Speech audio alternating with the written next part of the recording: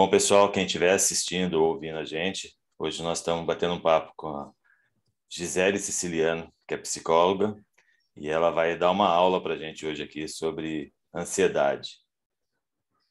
Pode começar, Gisele. Pode se apresentar aí, que a minha Olá, apresentação foi muito curta. tá certo. Olá, Paulo. Boa tarde, boa noite para quem estiver ouvindo, né? Porque cada um vai assistir num tempo. Quero primeiro agradecer esse convite, a oportunidade de estar aqui. Espero poder agregar a vocês um conteúdo de valor que possa ser útil, né? E beneficiar de alguma maneira. Já de antemão estou disponível para as dúvidas, né? Quem quiser pode deixar depois nos comentários. Eu vou acompanhando aqui junto com o Paulo e respondendo, né? À medida que vocês sentirem necessidade. Bem, como o Paulo falou, eu sou psicóloga, né? Eu sou formada há 12 anos e eu servi por 8 anos na Escola de Especialistas de Aeronáutica, em Guaratinguetá. E desde então eu acabei morando aqui, né? Tem 8 anos que eu me servi e em 2019 acabou o tempo, porque era o concurso de oficial temporário, e acabei ficando aqui em Guará e eu, até que o universo não gire de novo e me sobe para outro canto, eu vou ficar por aqui, né? E o que mais? Eu tenho o foco do meu trabalho em ansiedade, primeiro porque eu brinco que eu sou uma pessoa ansiosa controlada, né? Depois de tanto treinar as técnicas, eu testei, vi que elas funcionam, e também porque na aeronáutica a gente atende muita demanda de ansiedade, né? Tanto dos militares como dos dependentes, dos familiares, né? E eu acabei adquirindo essa expertise, e com o tempo fui me aprofundando nisso, criando vários formatos de atendimento, testando e aprovando. E inclusive, hoje trabalho com esse foco, né, de relacionado à ansiedade. Gisele, legal de você estar falando isso aí, quem estiver ouvindo, porque a ansiedade, eu estava fazendo uma pesquisa outro dia, e segundo a OMS, 264 milhões de pessoas passam pelo mal da ansiedade. Então, é um negócio Legal que você está trazer essa... tá presente, assim, Uhum, constante em sim. todo mundo, né? Existe um lado que é benéfico, existe uma parte que é prejudicial. Então, acho que Uhum. esse é um objeto aí do seu estudo e eu tenho certeza que você vai conseguir agregar bastante conhecimento para a gente.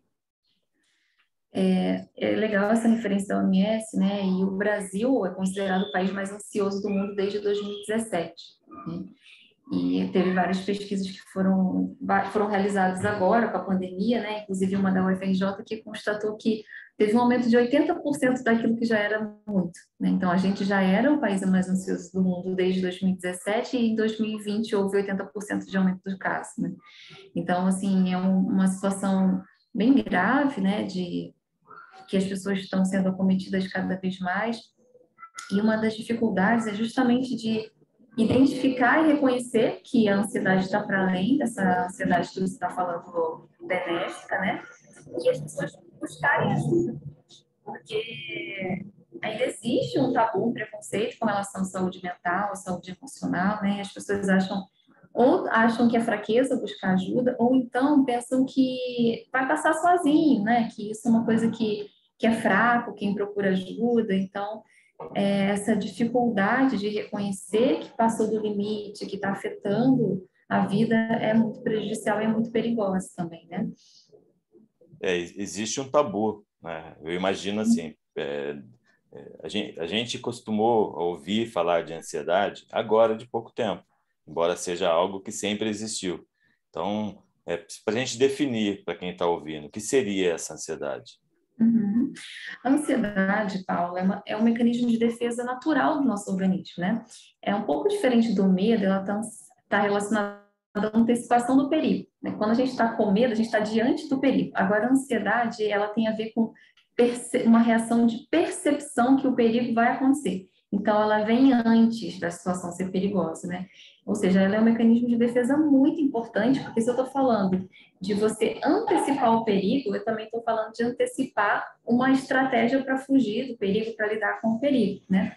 Ou seja, não dá para conceber o nosso funcionamento sem ansiedade, sem essa reação que a gente tem de pronta resposta diante da percepção de que algum perigo está para acontecer, né? E é por isso que você falou, né, da ansiedade benéfica, é essa ansiedade que está relacionada à nossa sobrevivência, à reação instintiva que a gente tem todas as vezes que a gente se depara com risco iminente de morte, né? Estou aqui conversando com você, começou a pegar fogo, pronto, sai correndo, né? E ela tem a ver com essa aceleração do nosso corpo, justamente que é para ter uma resposta rápida, imediata, que dê conta de me proteger do perigo que eu estou antecipando. Então, ela já é inerente do ser humano, quer dizer, todos nós vamos ter um nível de ansiedade. Isso tá dentro da parte saudável. Sim, tem que ter. E não só do ser humano, dos animais também, né? É a mesma reação. Por exemplo, lá na selva tem uma zebra, viu um leão, ela tem que ter uma resposta imediata, de que ela percebeu que aquilo é perigoso, não é porque ela, estou aqui pastando, né? Enquanto o leão se aproxima. Não, ela sai correndo, porque ela tem que se defender daquilo. E a gente fala que é um mecanismo de reação luta-fuga. Porque, dependendo da situação, eu tenho que decidir se eu vou lutar ou se eu vou fugir. Mas, de qualquer forma, é uma reação de defesa. Legal você está falando, eu já não sabia, achava que era só referente ao ser humano. Então, quer dizer que todo ser tem o seu nível de ansiedade, Sim. que é o que É biológico. vai manter a preservação da espécie. Exatamente. É uma reação biológica, né, da nossa fisiologia, da fisiologia de qualquer ser vivo para poder, assim, não vou generalizar todos, né, porque eu não sei te dizer categoricamente com relação a outros animais mais primitivos, mas entendendo que é um instinto de sobrevivência, né? Legal. É bom para quem está ouvindo entender que, como eu já estou aprendendo, o pessoal também vai aprender. Uhum. Quando que esse nível de ansiedade ele passa desse estágio de preservação para um lado doentio? Uhum. Isso acontece, Paulo, quando a gente faz um funcionamento diferente do que os animais fazem, né? Os animais eles têm uma reação biológica diante de um risco iminente de morte. A gente tem reações a perigos que eles não têm, de fato, um risco real de sobrevivência, que são, a gente chama de perigos imaginários. Esses perigos, eles têm a ver com uma interpretação que a gente faz da situação e que às vezes não está relacionado à sobrevivência, mas relacionado a uma questão de status, de aprovação social, né? Ou seja, diferente dos animais que reagem a perigos que a gente chama de reais, porque existe um risco de morte mesmo, como esse que eu falei para você do incêndio, do leão, ou se a gente for pensar até em outros perigos, né? Relacionados enfim, qualquer coisa que coloca a gente em perigo real, mas o ser humano tem ansiedade quando vai falar em público, por exemplo. Né? Qual que é a chance de alguém morrer de falar em público? Não existe o caso, mas a gente entende essa situação como sendo perigosa, então parte de uma interpretação do perigo. Isso que começa a trazer tanto uma diferenciação do que é o nosso funcionamento para os outros animais, né? Porque tem a ver com o valor que a gente atribui àquela situação, o nível de dificuldade que a gente define, ou também o nível de competência que a gente atribui a nós mesmos para dar conta de dar aquela tarefa. Então, essa percepção, essa interpretação vai definir se eu vou ter mais ansiedade e também se ela vai ser patológica ou não. Por quê? Dependendo da pessoa, se ela tem um excesso de preocupação, uma autocobrança muito grande, ou então se ela foi criada num ambiente em que as pessoas diziam para ela que tudo é perigoso, né? Aquela coisa da superproteção, cuidado, não vai aí, isso aí é perigoso, isso aí não... E aí você vai criando um ambiente que a pessoa está sempre se sentindo ameaçada, ela vai ter uma tendência de reagir com ansiedade a tudo, né? Desde falar com uma pessoa, que mesmo que seja individualmente, vou conhecer você. Oi, Paulo, eu já fico ansiosa. Mas será que ele vai gostar de mim? Porque eu vou criando uma série de perigos dentro da minha interpretação que vai representando ameaças e que, se o meu cérebro entende que aquilo é ameaçador, meu corpo reage com ansiedade. Eu vou gerando, na verdade, um conflito interno. Então, sou eu brigando comigo constantemente para saber se aquilo me põe numa situação de risco e isso vai elevar ou diminuir ou estabilizar esse meu nível de ansiedade. Mais ou menos isso? Assim, o conflito, ele não acontece exatamente nesse momento, né? Porque a pessoa, ela não fica assim na dúvida, será que isso é perigoso, será que não é? Se uma vez que ela acredita que aquilo é perigoso, ela segue. E aí, o que acontece é que ela tem uma tendência de evitar as situações, né? O comportamento evitativo. Ele entra como uma defesa anterior, que é assim, estou percebendo que isso é ameaçador, então eu nem vou. né? E aí a pessoa vai perdendo oportunidades. Ah, foi convidada para uma palestra, mas está muito ansiosa, estou com medo de não saber, não vou. Aí eu evito aquela situação, né? Eu evito ir a uma festa, eu evito prestar uma prova ou ainda fazer uma entrevista de emprego, porque eu vou sempre partindo do pressuposto de que aquilo é perigoso ou de que eu não sou capaz. Aí vai me gerando uma série de ansiedades e o conflito está em lidar com a situação, mas nesse primeiro momento em que a pessoa ela não tem consciência do que está acontecendo, ela não fica na dúvida se é perigoso ou não, ela tem certeza que é perigoso. E é aí que está o grande perigo real, né? Assim, do ponto de vista do adoecimento da ansiedade. E ela não questionar se aquilo que ela está entendendo como sendo perigoso, se é perigoso de fato. Né? Isso que você está chamando de conflito, na verdade, é uma estratégia que a gente tem que treinar para ficar questionando se aquilo que eu estou me sentindo ameaçada é um perigo real ou não. Né? Que é essa análise da interpretação que a gente faz das situações e da nossa capacidade de lidar com elas. Ficou claro isso? Não, ficou legal. Eu falei de um conflito porque eu lembro nos anos 90, uma das nossas colegas de escola teve um ataque fulminante cardíaco durante um discurso de formatura, colação de grau. E essa menina era nova e ela veio a falecer em razão disso. Então, quer dizer, bate com o que você está falando. Às vezes a pessoa não está preparada para aquela atividade de se apresentar, ou então ela tem um receio da interpretação dos outros em relação ao que ela vai fazer e pode passar por essa situação, né? Sim, mas é possível que nesse caso que você está descrevendo, Paulo, que ela tenha algum problema cardíaco, né? Que ela tenha coincidido que aquela situação de estresse tenha favorecido um quadro de mal súbito, né? Porque o mecanismo da ansiedade, ele tem uma circuitaria, vamos dizer assim, né? Ele tem reações que são parecidas mesmo com um ataque cardíaco. A pessoa tem aceleração do batimento cardíaco, começa a suar, começa a ter uma tontura, náusea, ela pode vir a desmaiar, né? E esse mecanismo do desmaio, ele é um mecanismo protetivo da própria ansiedade. O que acontece? Se eu ficar muito tempo aqui, respirando de uma forma rápida, ofegante, que é o que acontece quando a gente está ansioso, a gente vai ter uma aceleração do batimento cardíaco. Vai ter também uma aceleração, um aumento da pressão arterial, né? Porque se meu coração está bombeando muito sangue, muito rápido, essa pressão que o sangue faz nas veias, ela vai ser mais intensa. Então, eu tenho sim aumento da pressão arterial. Mas depois do tempo que eu estou fazendo isso, respirando ofegante, e aí não vai oxigênio no meu corpo todo, a tendência é que faltou oxigênio, o cérebro desliga. Uma vez que ele desligou, e aí eu não tenho mais a interpretação da situação, porque eu estou off, né? Eu desliguei aqui, o meu corpo ele vai tender a estabilizar, né? Agora, se eu tenho uma fragilidade aqui, tenho um problema cardíaco, e eu estou trazendo todo esse excesso de estímulo e o meu coração já ele é defasado, aí eu vou ter um risco de ter um mal súbito, como que você descreveu. É claro que a gente não sabe, né? Provavelmente na época, não sei se foram informados para vocês dos detalhes, mas eu estou aqui criando essa hipótese, né, de que essa pessoa ela já tinha uma fragilidade e que por isso veio a óbito, né? Uma somatória, então. Exatamente. Existe uma condição de idade onde eu estou mais vulnerável à ansiedade, não? Onde eu estou mais suscetível que se esse nível de ansiedade seja maior ou menor? Suscetível, eu pensei na adolescência quando você falou isso, né? Porque é uma época da nossa vida que a gente é muito vulnerável a tudo e também tudo é muito perigoso na adolescência, né? Porque é tudo vivido com muita intensidade. Agora, qualquer pessoa pode desenvolver a qualquer tempo, né?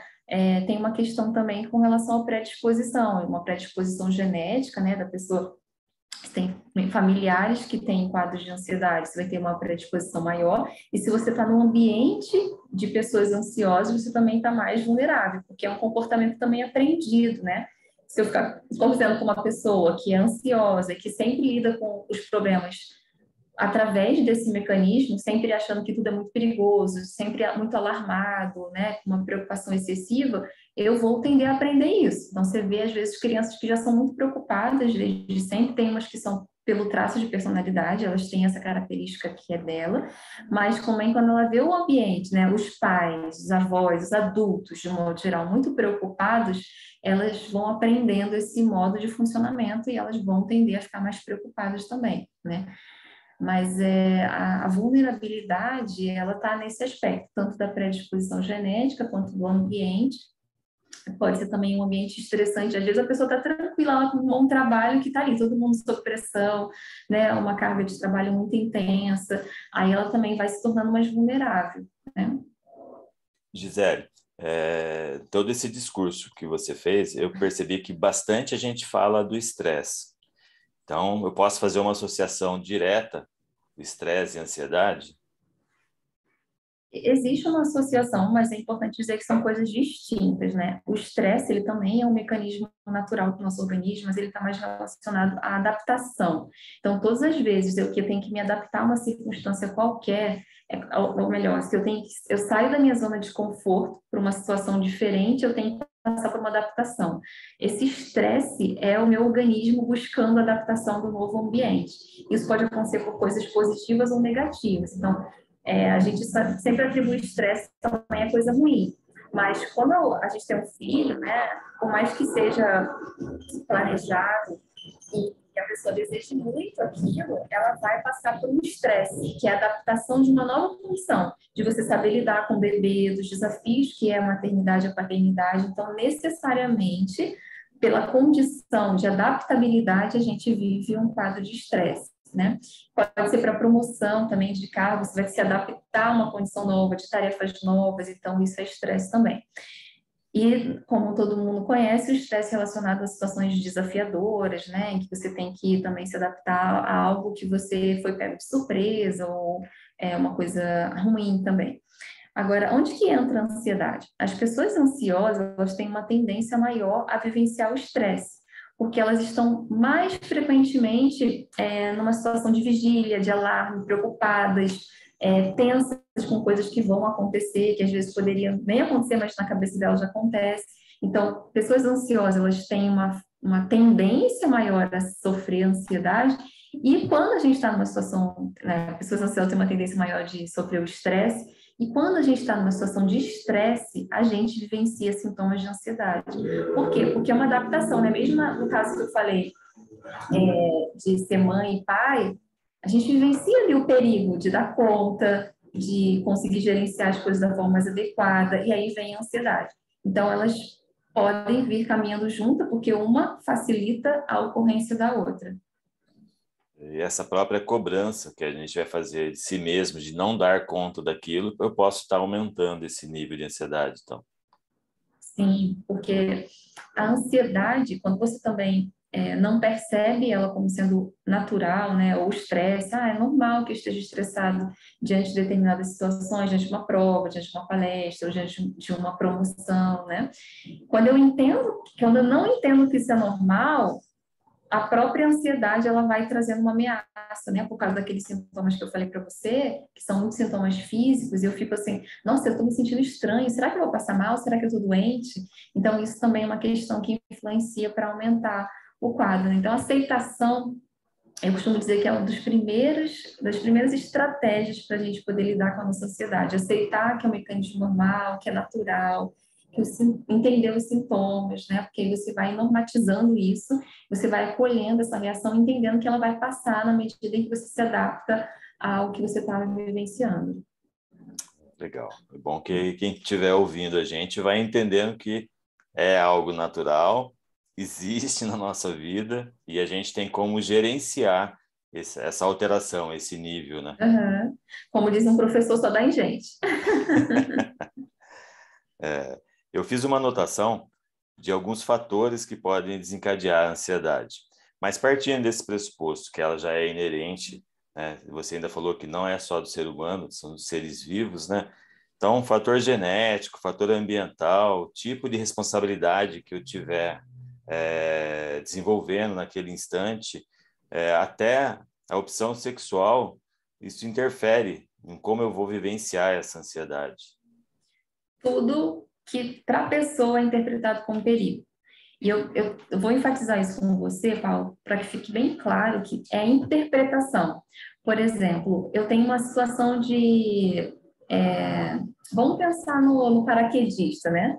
Tem pessoas que têm pavor de viajar de avião, não gostam nem de pensar na ideia de, né, de que aquilo é muito perigoso, você está nas alturas, pode ter um acidente e tal e tal.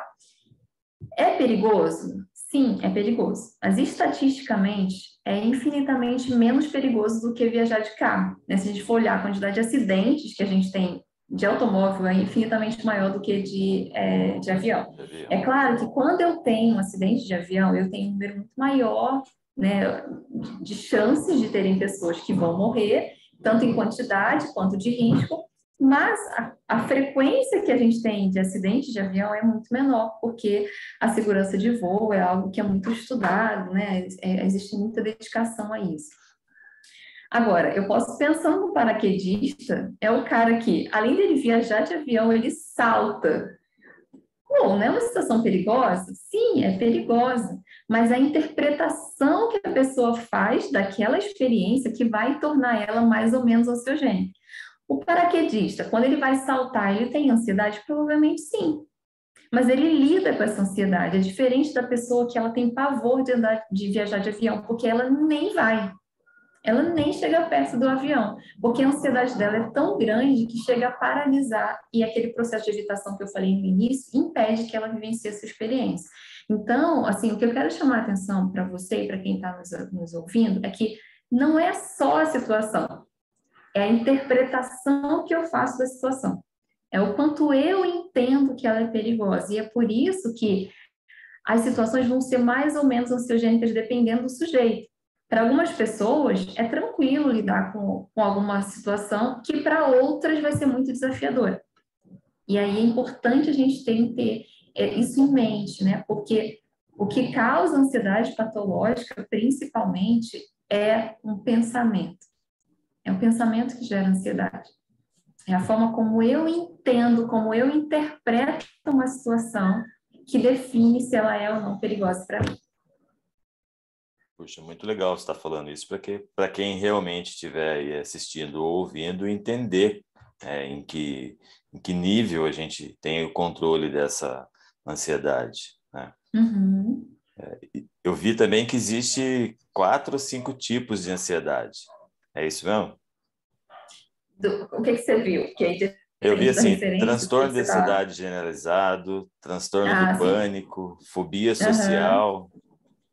Existe uma série de variações, né? Todos são transtornos de ansiedade. O que vai diferenciar é onde está mais focado. Então, o que é transtorno de ansiedade generalizada? É aquela pessoa que tem ansiedade de tudo, né? Todas as áreas da vida dela estão afetadas, por isso que é generalizada. Todas as áreas estão afetadas pela ansiedade. Então, uma pessoa que tem uma queixa relacionada ao social, ao profissional, é quase que o modo dela de funcionar é a partir da ansiedade.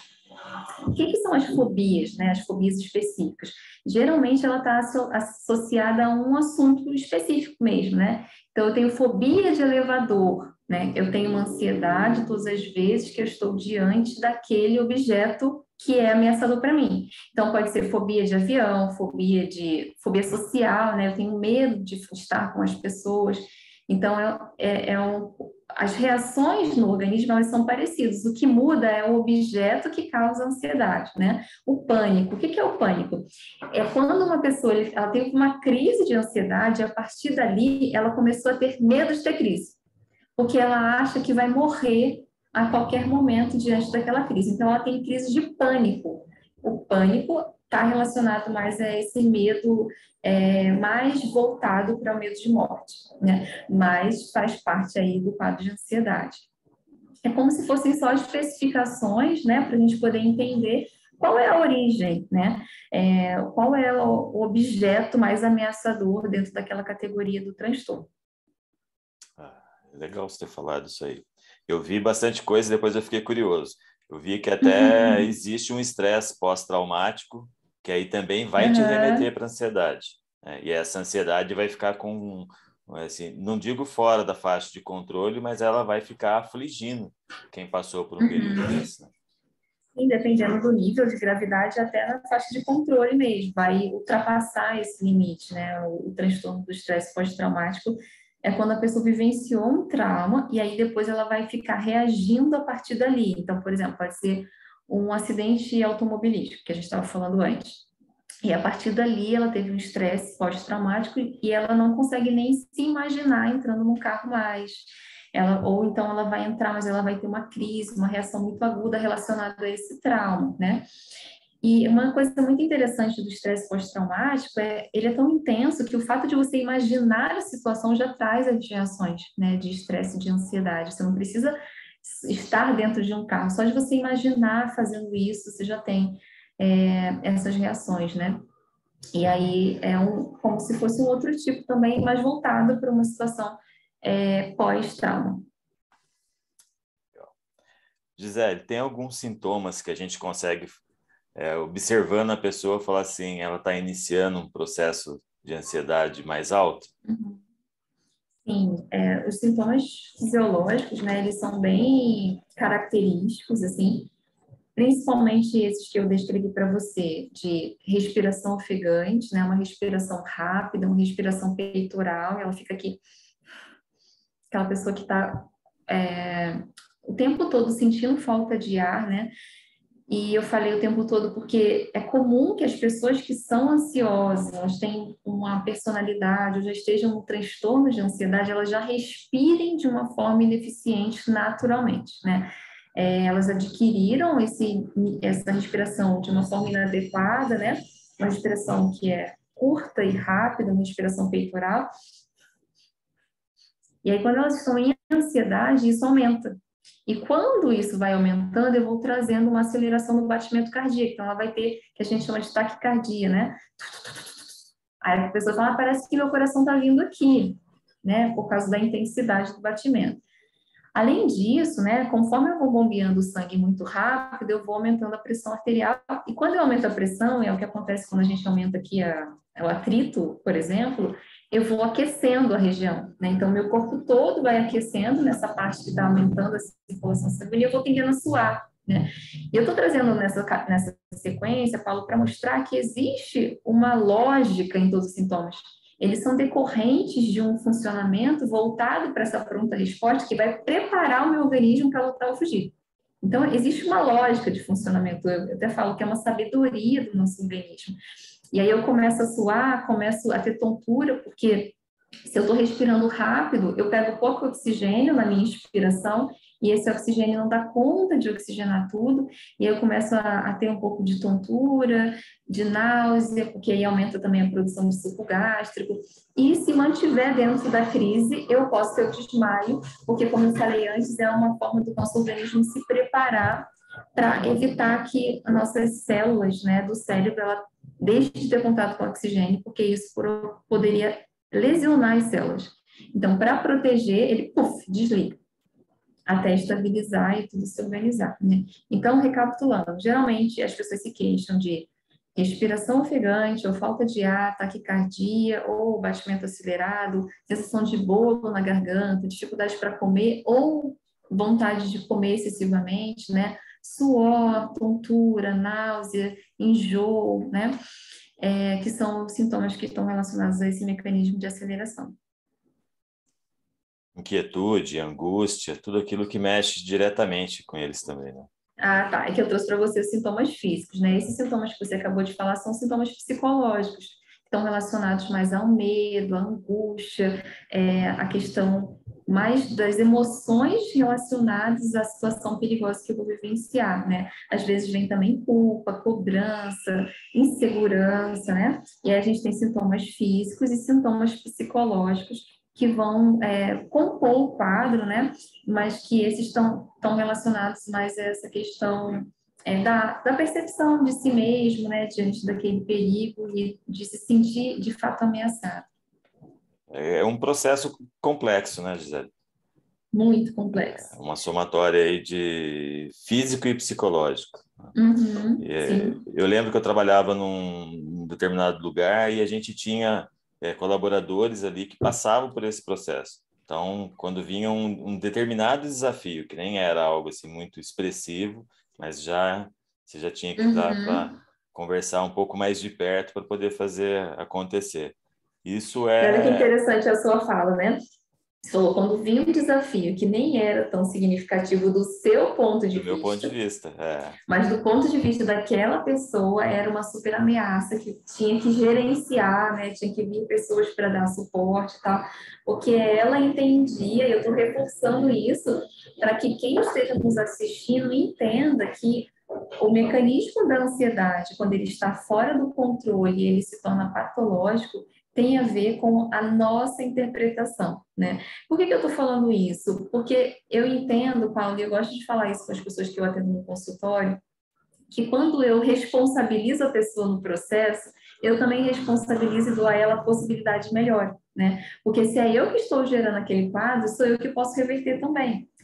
E faz parte esse empoderamento, né? De dizer assim para você, olha, você dá conta de gerenciar isso se você aprender as técnicas corretas, né?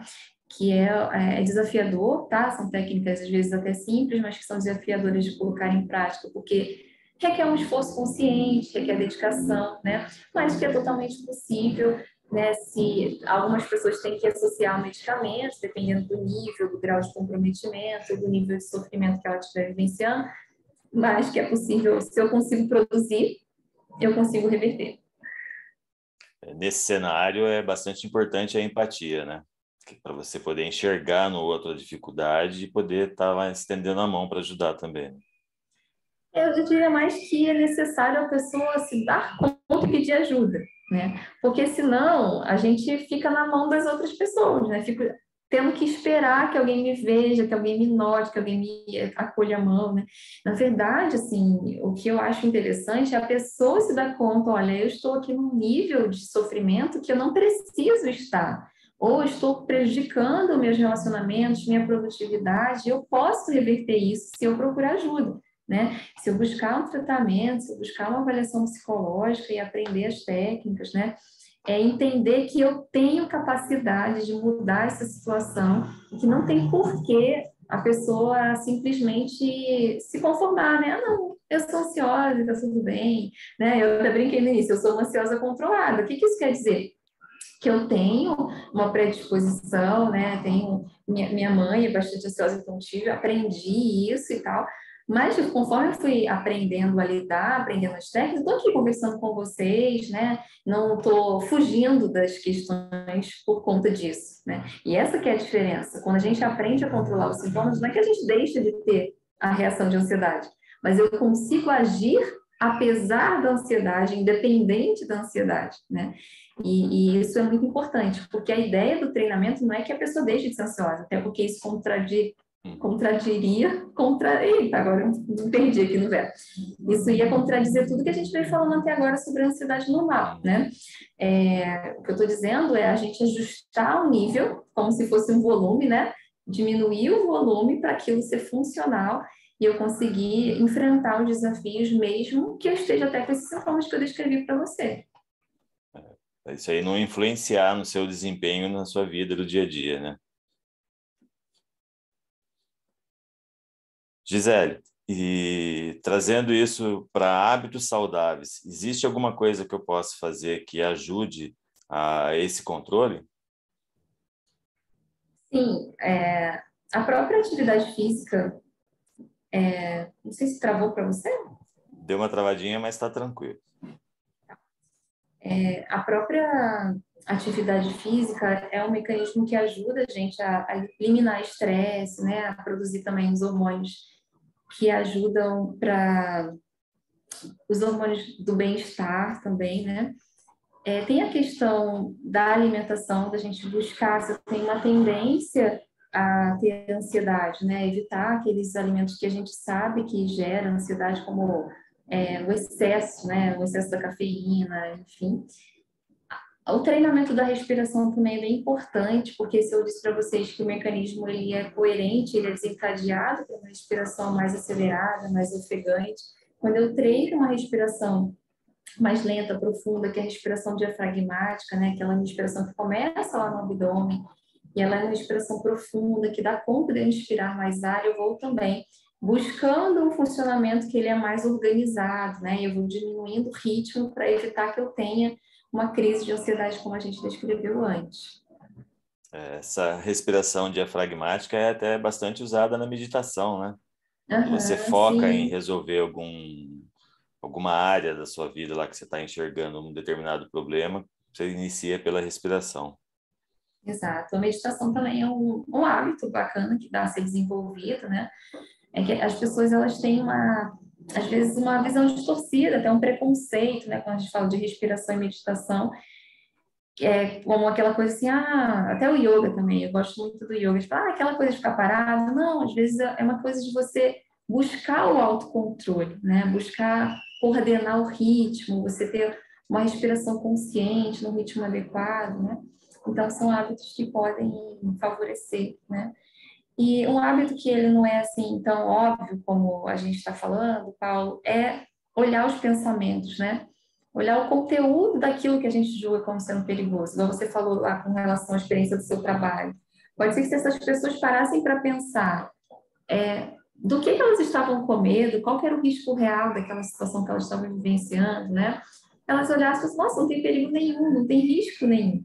E quando eu avalio o conteúdo do meu pensamento e vejo se faz sentido mesmo o perigo que eu estou imaginando, eu também desenvolvo uma estratégia para lidar e diminuir a quantidade de vezes que eu vou ter uma reação de ansiedade.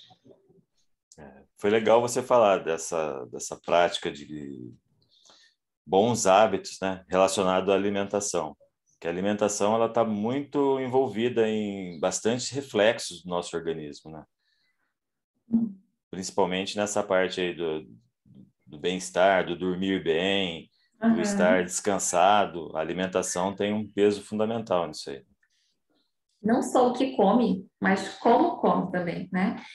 As pessoas que têm uma ansiedade maior, elas têm uma tendência de comer mais rápido, de mastigar menos, e aí o nível de saciedade delas também demora, e com isso, né, algumas comem em quantidade excessiva, porque não dá tempo do organismo ter a informação do alimento que chegou, porque elas vão comendo muito rápido. Então, esse hábito da forma de comer também é importante, né? Parar, fazer a refeição com calma, mastigar várias vezes. Tem gente que nem senta para comer, né? Tá sempre atrasado e aí come em pé mesmo, não mastiga, engole, daqui a pouco tá com fome, vai comer de novo e aí vai desencadeando uma série de reações que vão piorando, né? Porque aí ela estão acima do peso, isso gera mais ansiedade, que vai, né, desencadear mais ainda essa esse comportamento de comer acelerado e vai aumentando, amplificando todas as reações. Gisele, essa ansiedade, então, ela pode ser uma porta de entrada para outros transtornos? Existem casos em que a gente fala de comorbidade, né, que é quando a pessoa ela tem mais do que um transtorno e eles coexistem, vamos dizer assim. Então, a pessoa tem um quadro de ansiedade e um quadro de depressão. Mas, às vezes, acontece que um é efeito do outro. Então, por exemplo, uma pessoa muito ansiosa, que com o tempo ela acaba prejudicando o funcionamento, o rendimento, a produtividade, os relacionamentos dela, vai trazendo um quadro de humor depressivo, né? Ela fica com baixa expectativa do futuro, ela perde um pouco o sentido da vida, ela fica achando que ela é incapaz, inferior. E ela vai ter um quadro depressivo em decorrência da ansiedade. E às vezes a gente tratando a ansiedade eu já melhoro o quadro. Mas se são quadros dissociados, que eles coexistem, eu preciso tratar os dois de uma forma mais independente. E aí pode acontecer a mesma coisa com outros sintomas, né? Como os transtornos alimentares, algumas outras questões que vão caminhar juntos ali dentro de uma psicopatologia, né? Vamos dizer assim. Bom, nós estamos caminhando para quase uma hora falando de ansiedade. Tem Uhum. assunto E o para ficar o assunto resto do vai. dia, mas eu Sim. sei que você tem um tempo bastante atarefado também, né? Eu queria te agradecer essa disponibilidade aí de partilhar com a gente esse seu conhecimento, que você deixasse aberto um espaço para a gente fazer convites futuros, né? E que você, nesse seu desfecho, quebrasse esse paradigma de quem estiver ouvindo da importância que é atentar para esse nível elevado da ansiedade e para esse tratamento que existe. Até porque, Aham. antigamente, a gente falava que buscar auxílio no psicólogo era para quem tinha problema. Na verdade, não é isso. Buscar essa ajuda no psicólogo é para a gente poder voltar a nossa vida no eixo. Sim, bacana, Paulo. Assim, estou super aberta para outras conversas como essa, isso é um prazer, tá? Eu entendo que faz parte da nossa responsabilidade como profissional, né, transmitir, divulgar a informação para que as pessoas aprendam e já tenham aí algumas estratégias, né, para lidar com o sofrimento. E quando você for falando dessa questão da psicoterapia, né, eu lembrei do meu próprio processo, né? Quando a gente faz o curso de psicologia, é recomendado que a gente passe por um processo terapêutico, né? E eu fiz questão de ir a fundo nisso, então, durante a faculdade, eu fiquei 3 anos fazendo psicoterapia, né? Virei de cabeça para baixo tudo que era necessário para justamente cuidar das minhas fragilidades, para dar conta de ajudar as pessoas nas fragilidades delas. Não quer dizer que eu não tenha mais fragilidades, né? Mas desenvolver recursos para lidar com os meus desafios e tal. E quando você falou, eu me lembrei que quando eu estava na faculdade, eu era daquela aluna que não fazia pergunta para o professor. Quando eu pensava em perguntar, me levantar a mão, imaginava os outros alunos me olhando e meu corpo todo tremia, esquentava, eu sentia o meu coração saindo pela boca e eu não perguntava.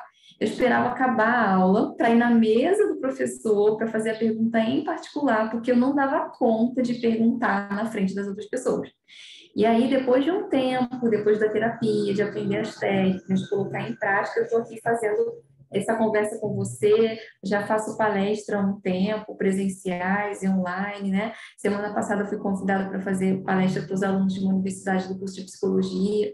Então, isso é para dizer que é possível, né, a gente mudar a situação, é possível aprender as técnicas e que esse aprendizado, né, que a psicoterapia ela traz, além do autoconhecimento, você tem uma liberdade de escolha, porque se eu não cuido da minha ansiedade, eu não tenho a liberdade de escolher se eu converso com você ou não nessa palestra, né, nesse bate-papo aqui. Porque como a ansiedade ela vai me impactar e eu vou ter tanto medo que eu vou fugir, eu não sou capaz de decidir. A ansiedade que decide no meu lugar, né? Então, gerenciar isso não tem a ver só tem a ver com doença, com saúde, mas tem a ver com liberdade, né?